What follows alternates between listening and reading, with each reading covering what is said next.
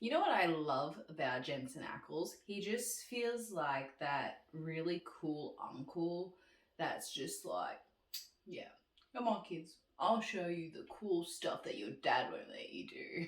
Alright, welcome back to another home review. If you are new to the channel, I have been doing a good couple of these and everyone seems to really love them. Today we are doing Jensen and Danneel Ackles Home.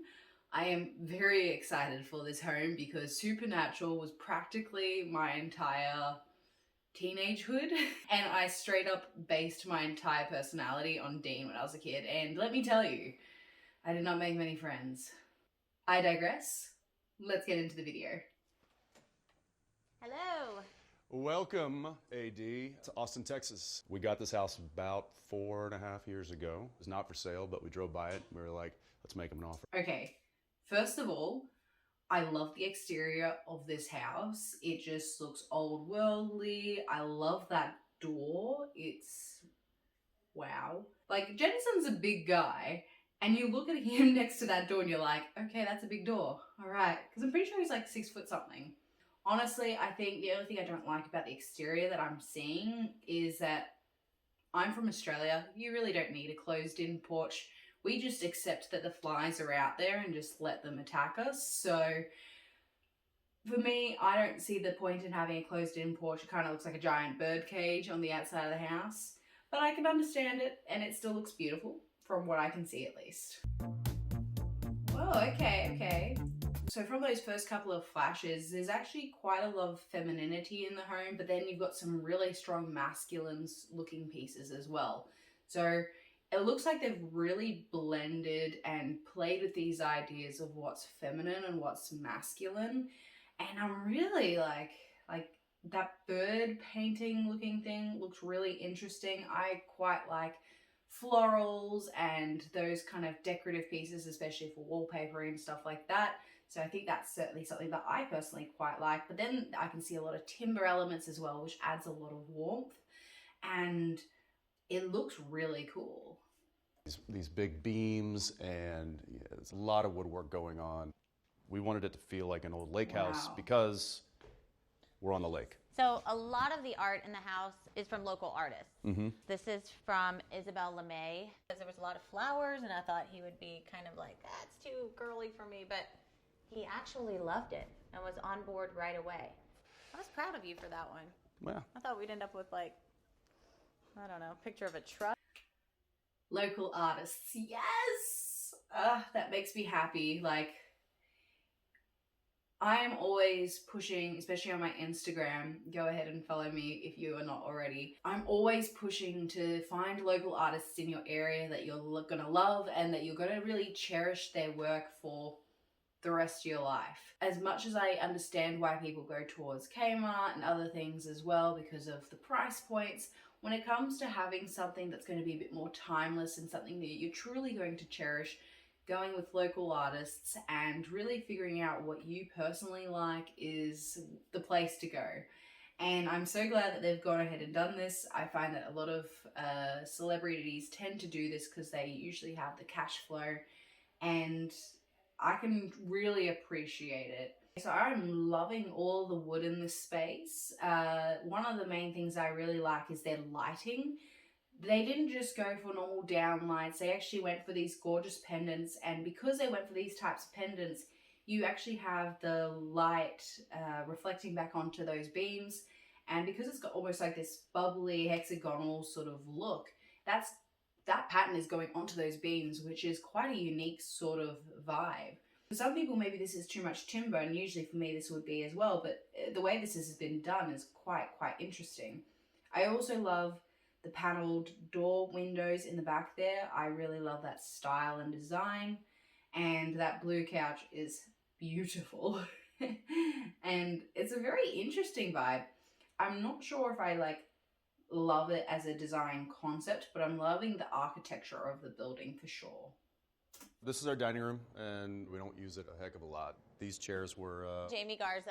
Adam Marfa. This is really special for a number of reasons, even more so this weekend because the artist Boyd Elder passed away yesterday. And we recently acquired this one. Boyd was happy to have it back home in Texas, and so we're happy to display it and keep that tradition going. Yeah. Okay, I really love that skull. Like, the story behind it's really beautiful. And this is the thing with finding local artists and everything.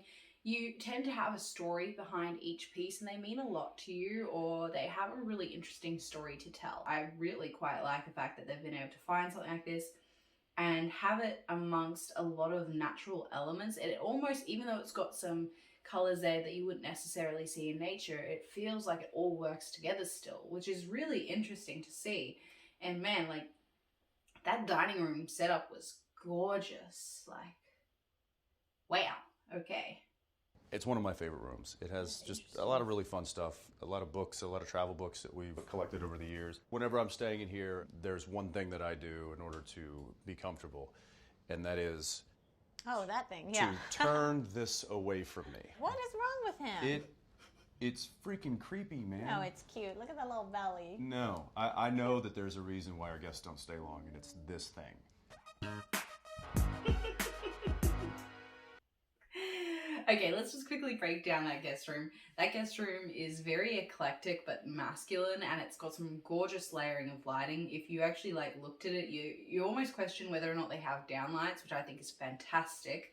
They've got a lamp right in the entryway, which you can see right next to you, and then you've got, I think there's two either side of the bed.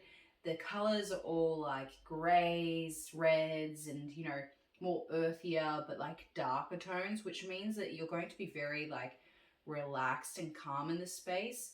And I think it's a really interesting sort of discussion piece as to, if you got something from the market, can you go ahead and put it in your space and make it feel like it's been there forever?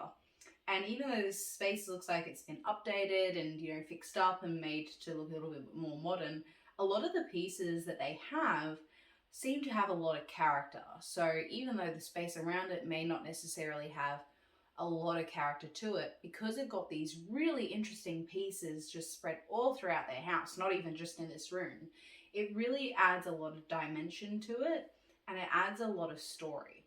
And I'm sure that this 12-minute video could have easily have been a 3-hour video if they went ahead and talked about every single piece. That baby is creepy as. And I'm sure that Jensen's like, I've been on Supernatural. I've been seeing some weird shit. I don't want to see anything like that anymore. Now we're going to go downstairs. There used to be an elevator here. It was seemed odd. Pointless. Yeah. So we got rid of it. We put a little stairwell here so you can get down really quick.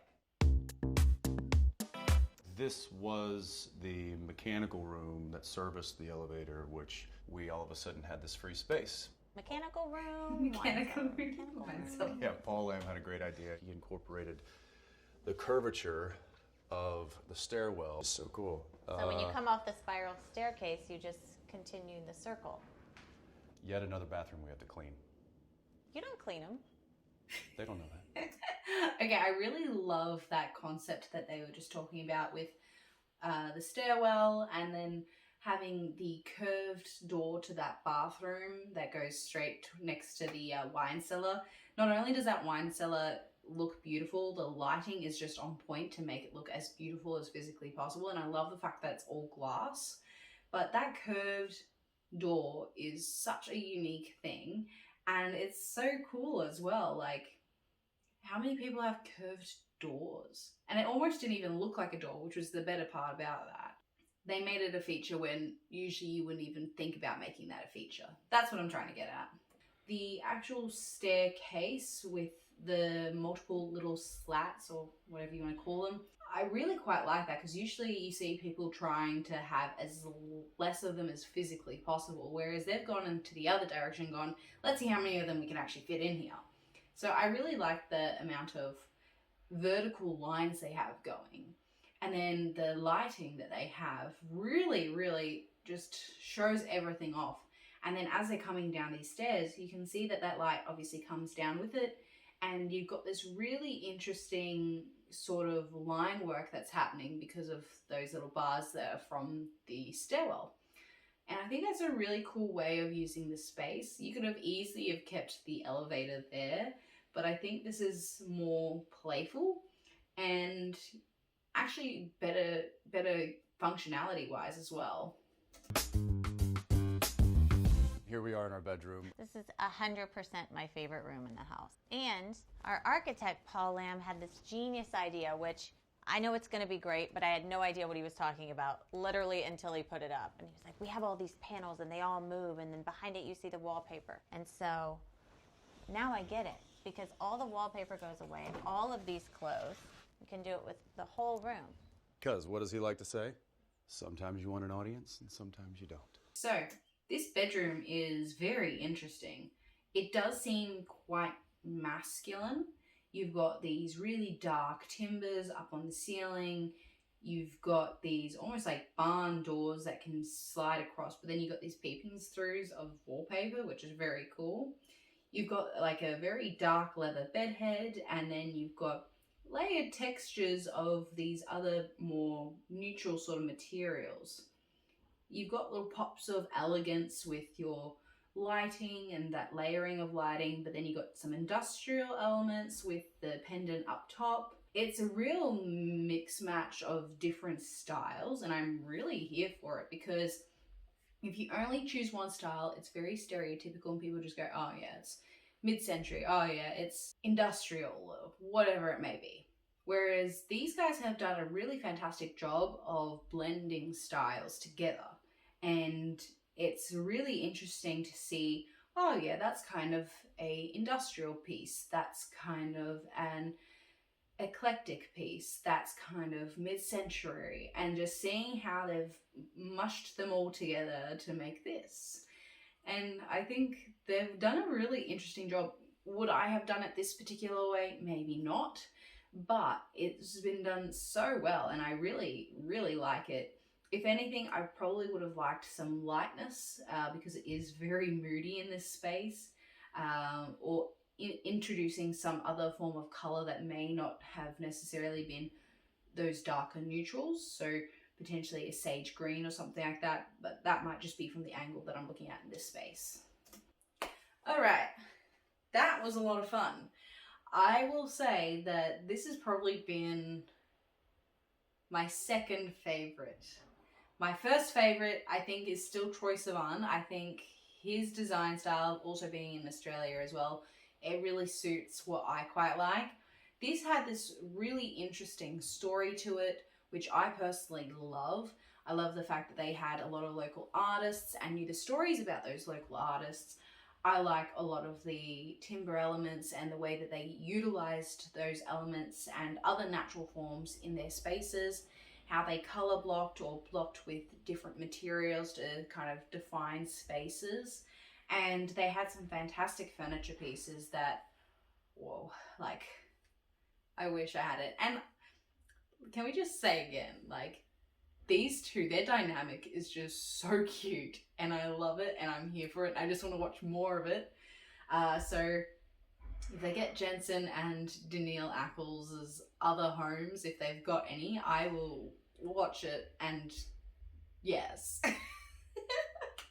Yeah, like 9.5 out of 10 from me. There's just some elements there that, like, I personally wouldn't use, but it works very well in the space. So I really enjoyed this. If you guys enjoy this, make sure you go ahead and hit that like and subscribe button, and make sure you go ahead and check out this next video that's coming up now, because it is another Architectural Digest review and you will not want to miss it. Thanks for watching. I'll see you next time.